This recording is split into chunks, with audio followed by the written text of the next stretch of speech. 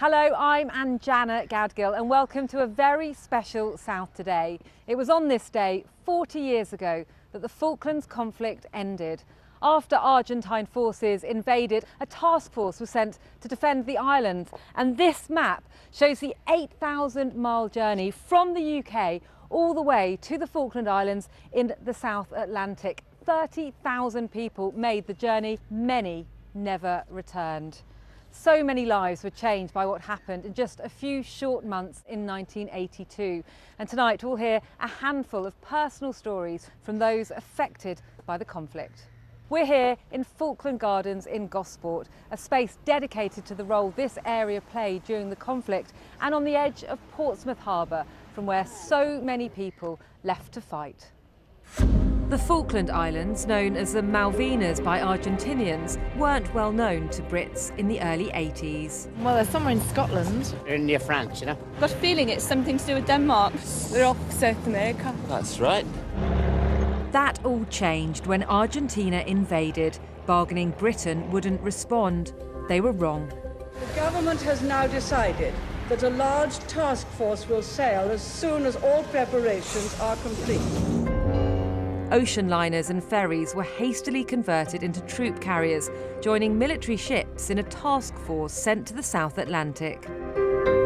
Britain has gathered its might. It must set its course. Over the next 10 weeks, over 100 aircraft and around 20 ships would either be destroyed or damaged in the largest air and sea battle involving British forces since the Second World War. I'm not allowed to say how many planes joined the raid, but I counted them all out, and I counted them all back. 649 Argentine military personnel, 255 British and 3 Falkland Islanders were killed.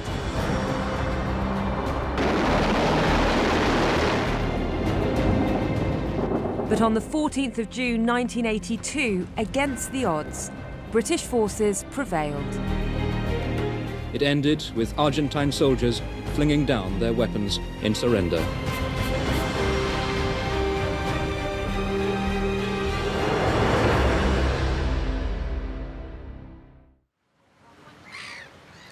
Welcome to the Falkland Gardens in Gosport, an oasis of peace on the edge of Portsmouth Harbour for nearly a century, with impressive views over the naval dockyard that has dominated so much about life here for generations. Just like today, many service personnel and their families lived here in 1982, and the role they played in the Falklands conflict was acknowledged by the then Prime Minister Margaret Thatcher in the years after, when this space was renamed the Falklands Gardens. Just a few weeks ago, a memorial service was held here for those who made the ultimate sacrifice in 1982. Among the thousands of attendees was Anne Townsend from Fareham, whose son was killed on the 12th of June 1982, just 2 days before the end of the war. Anne's been speaking to Steve Humphrey.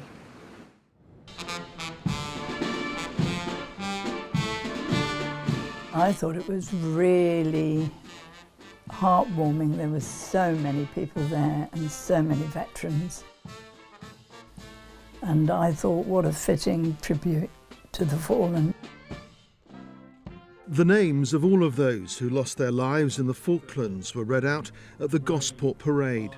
All 255 of them, including Anne's son. Private N. Gross. Private Neil Gross was killed in the battle for Mount Longdon. After school in Gosport, he joined the 3rd Battalion of the Parachute Regiment. What amazed us more than anything was when he came back from the army careers and said he was in the paras. I thought, God, did they choose him or did he choose them? Neil's 18th birthday was on June the 11th, the day the battle for Mount Longdon began. He died from his wounds the following day. He'd never really had a chance to grow up. He'd never gone into a pub legally.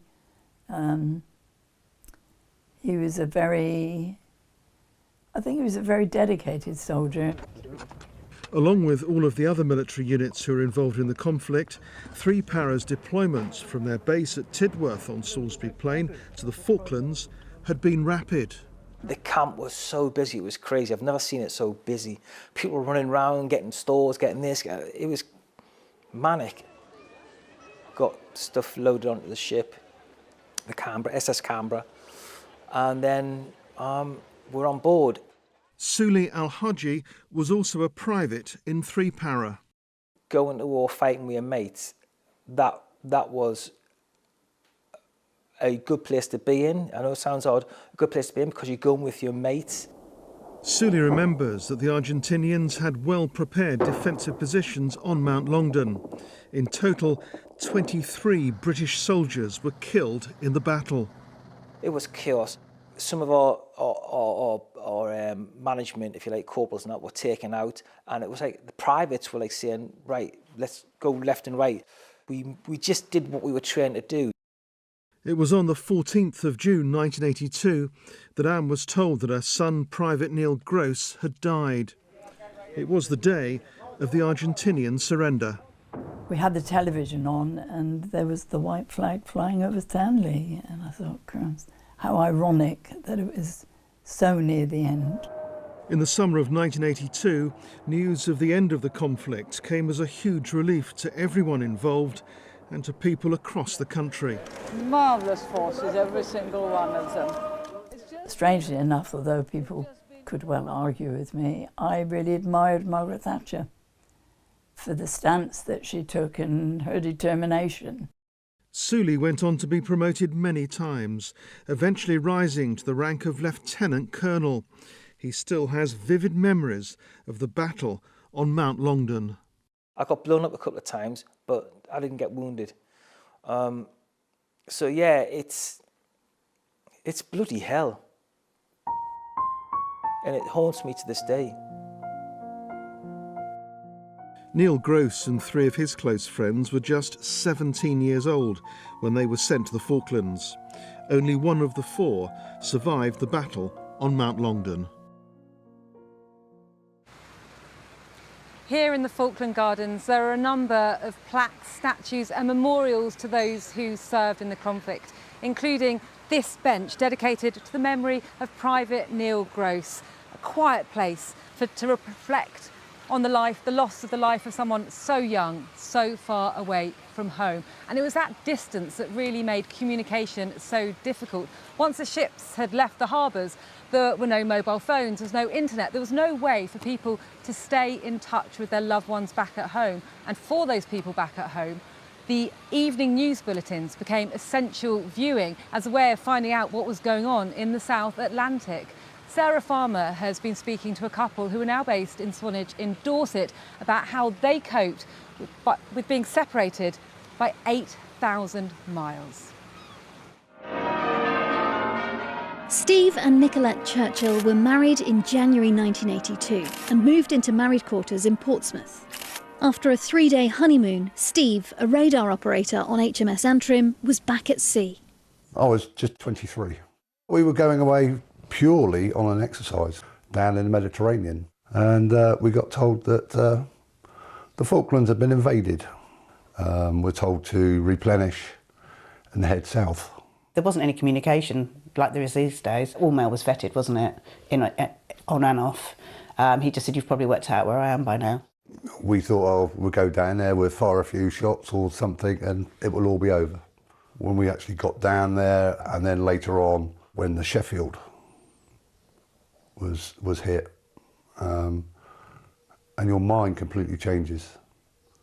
This is real. HMS Sheffield, a Type 42 destroyer, was attacked and hit by an Argentine missile.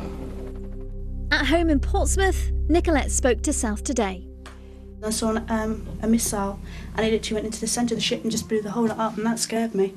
I thought if one of those hit his ship, he wouldn't stand a chance. And that is what scares me, really gets me knotted up inside. It really brought it home to you. And people were dying. You just mentally put yourself in a place, and I'm thinking, I'm a newly-wed bride and I could be a widow very shortly. Yeah, sorry. I wouldn't give in to it then, and it just catches you out now and again now, all these years later. It's funny. Then HMS Antrim came under attack. aeroplane flying at you at 400 miles an hour, you're got machine guns going, you've got big guns going. Then you hear a scream, and it's one of the lads. He actually got shrapnel go through his foot, but the scream was piercing. I still hear it sometimes. And then all of a sudden we hear, we've been hit by a 1,000-pound bomb.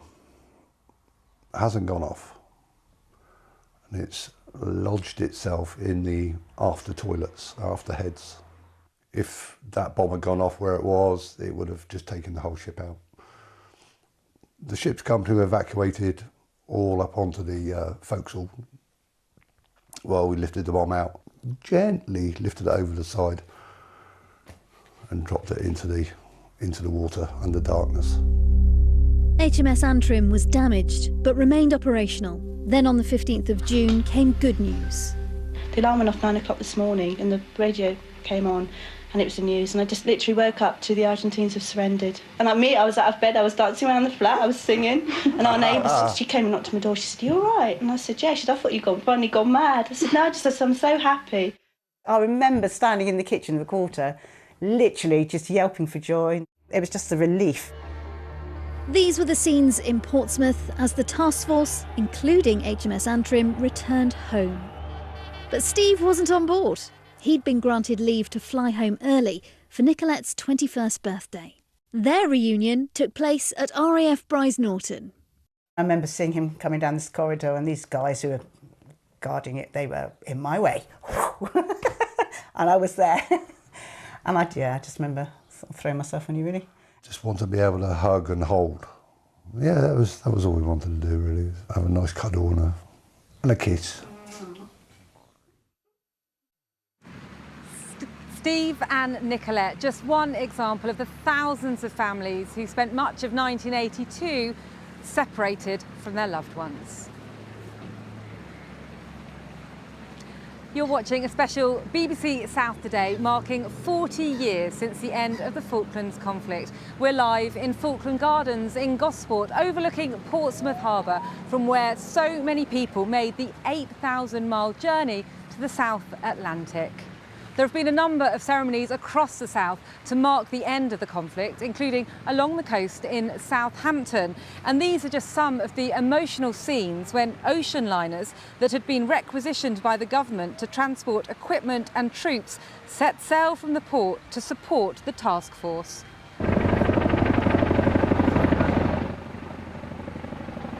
Today, a Chinook helicopter from RAF Odium flew over Holyrood Church, a spot dedicated as a memorial to the Merchant Navy, which played a vital role.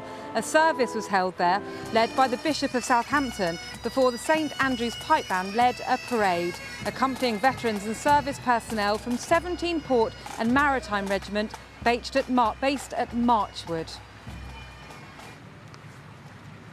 In the weeks after the conflict, when the ships began to return, there were extraordinary scenes around this harbour. There were crowds waving, there were bands playing, and there were plenty of tears all round. But despite the jubilation, some couldn't escape the mental toll that that battle had taken. And one charity says that even 40 years on, some are still suffering in silence. I've been speaking to one man in Portsmouth who 3 decades on is still trying to come to terms with his experience of serving in the Falklands conflict. A welcome like no other as the Navy's flagship HMS Hermes returned to Portsmouth. Margaret Thatcher leading celebrations. It's a chapter of pride for our country. But not everyone felt proud of what they'd accomplished. Folk were saying we were heroes, but I didn't feel like a hero. The real heroes were those we left down south. Nigel Turner from Portsmouth was a cook on HMS Hermes. On the 4th of May 1982, her crew were forced into action. HMS Sheffield had been hit by an Exocet missile, which resulted in a devastating fire. 20 people lost their lives. The casualties from Sheffield were brought over to Hermes, and I think that's what sort of affected me later on in life, when just seeing the burnt faces and the burnt hands, staring eyes, and there's absolutely nothing I could do. The effects of what he saw were long-lasting. I was having nightmares, bad dreams, mood swings, very angry. I didn't know what was the matter with me. I'd had really thought deeply about suicide. In my mind, I couldn't shake off the sights and sounds of what I'd witnessed. He was diagnosed with post-traumatic stress disorder, but didn't know what to do next. Where do you go with it? What do you do? Who do you see to get help? And of course, the stigma of having a mental health diagnosis. It took over 3 decades for Nigel to finally find help at a drop-in session run by Veterans Outreach Support in Portsmouth. My life changed from that moment when I walked through the door, and I blurted out my problems, and I was quite tearful, and within half an hour I was talking to a psychiatrist. The charity was set up by Falklands veterans and staffed by former servicemen and women. It can take a lot of courage to step over the threshold and come to a drop-in. It's amazing how once people sort of gain that trust and confidence and warm to the prospect of getting help, it is absolutely transformative. The charity's gone on to help veterans from subsequent conflicts. Scott Key lost 6 colleagues while fighting in Iraq. I ended up with guilt, really, in all of them dying. Aggression, dissociation, and I didn't like being near anyone, but with the rehabilitation, it's helped me deal with it, just to take some of the stress off. Both Scott and Nigel are dedicated to helping other veterans, and Nigel's finally able to acknowledge what he and his colleagues achieved in 1982. I've got my pride back in being a veteran, and I do say, hand on heart, you know, Veterans Outreach Support saved my life. Nigel Turner speaking to me there, and I'm now joined by Professor Peter Lee from the University of Portsmouth, who's researched the psychological effects of warfare. Now, Peter, we heard in that film people 30 years on, 40 years on, still suffering from PTSD. Why does it take so long for those effects to manifest? I think the effects manifest for many people gradually and over time.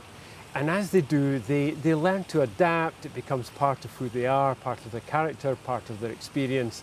And it can take many years till it becomes so debilitating or so intrusive on their life that they then, often out of desperation, will come forward and ask for help. So it can be a very long-term proposition for people to come forward. Now, as well as being a professor, you're also a former RAF chaplain, and you've spent time in the Falklands. What were your experiences there? Well, I was in the Falklands in 2004, so 22 years after the conflict, and the thing I remember most is my encounters with the veterans of the 1982 conflict. Over the course of that year, I conducted 24 private memorials, sometimes for 1 or 2 people, sometimes for groups, of veterans of that conflict who were returning, and nearly all of them were returning because they had PTSD or other psychological traumas, and they were trying to lay their ghosts to rest, trying to come to terms with losses in their past, what they'd seen, what they'd heard, what they'd done, and it was very moving to be part of it. We heard there from Nigel that he didn't want to accept to begin with that he had a PTSD diagnosis because of the stigma. Does that stigma still exist, and how do we go about working on it? The stigma does exist. I've had such a diagnosis, and 6 months ago I would not have been able to say that to you, at least not without tears.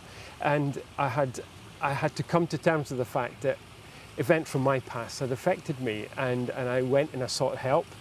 But the stigma comes in 2 ways. One is how you feel about yourself. You don't want to be weak or a failure or let other people down. And the other part of stigma, I think, is societal, it's cultural. We admire people who are indestructible and who carry on through thick and thin. And actually, most people have difficulty. So that stigma is endemic, especially in military people, and it is something that hopefully over time is starting to improve. So now we know more about PTSD, what can we do to treat people and to help prepare people who are going into the military in the future? I think there's several important things. One is military training should incorporate more of a psychological element to prepare people for what might happen, what might be the case. And I think that's an area that we now know enough about that we can do effectively. The other is to create a culture within the armed forces that when people are beginning to struggle, or if there's a major incident, or if there's war, then that seeking help is something that people do in the first instance when they're beginning to feel unwell, rather than wait till they get to a crisis point. Professor Peter Lee, thank you very much for joining us. Now, if you're looking for mental health support, of course, there is Veterans Outreach Support in Portsmouth, or you can find help from a host of organisations on the BBC's Action Line. A number of key moments that were captured on film have defined the way that we view the conflicts in the Falklands, whether it be the images of wounded sailors being treated on aircraft carrier flight decks, or the Royal Marines yomping to Stanley with flags in their backpacks. But Linda Kitson from Southampton had a unique task. She was the official war artist, which is a role that dates back to the First World War. But Linda was the first woman to have the role, and Linda's been speaking to Bryony Leyland. At precisely 4 o'clock, the QE2 slipped her moorings. May 1982, the QE2 sails from Southampton. On board 3,000 troops and one artist, Linda Kitson, heading towards the unknown. Being, as it were, young in those days and naive, I had absolutely no idea, because I thought it was an adventure, didn't I? I do remember, actually, there were a lot of people who said, you can't do this, you could die. But, you know, you just think they're daft, don't you, you know? As official war artist, Linda sketched as the luxury liner took on a new role, spaces like the hairdressing salon transformed by preparations for war. You'd sweep down the Meridian dining room staircase where there was a ballroom, into the distance, people training in different ways.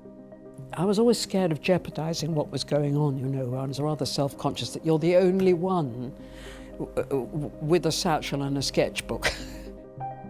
But Linda was welcomed by the troops, landing with them on the Falklands. The threat of attack was one challenge, the freezing conditions another. For me, it's disastrous because your hands get so cold. I was chosen because I draw fast, but as I found out, because of this cold, or because everyone was on the move, I had 2 to 20 minutes. Linda didn't go into battle. Instead, her role was to record behind the scenes, capturing the life of the troops, like these soldiers sheltering in a sheep shed after the Battle of Mount Tumbledown. I'm about the domestic. It was really day to day. Civilians, they don't know what warfare looks like from the people who are doing it. Sometimes the aftermath of battle tells a powerful story. This picture shows Sir Tristram and Sir Galahad after they were bombed. On Sir Galahad alone, 48 people died. It was an appalling sight. It was still burning after 10 days. And I felt then that there wasn't a drawing I could do that could possibly just even physically describe the damage. And I think that was a terrible time. And that is a pile of ammunition. In all, Linda brought back more than 400 drawings. Some now feature in a new Falklands display at the Imperial War Museum in London. 40 years on, her time at war is still vivid in her memory. The dark, the cold, the wet, the fear, the drawings you fail to do, the drawings you do. There's just going to be nothing quite like that.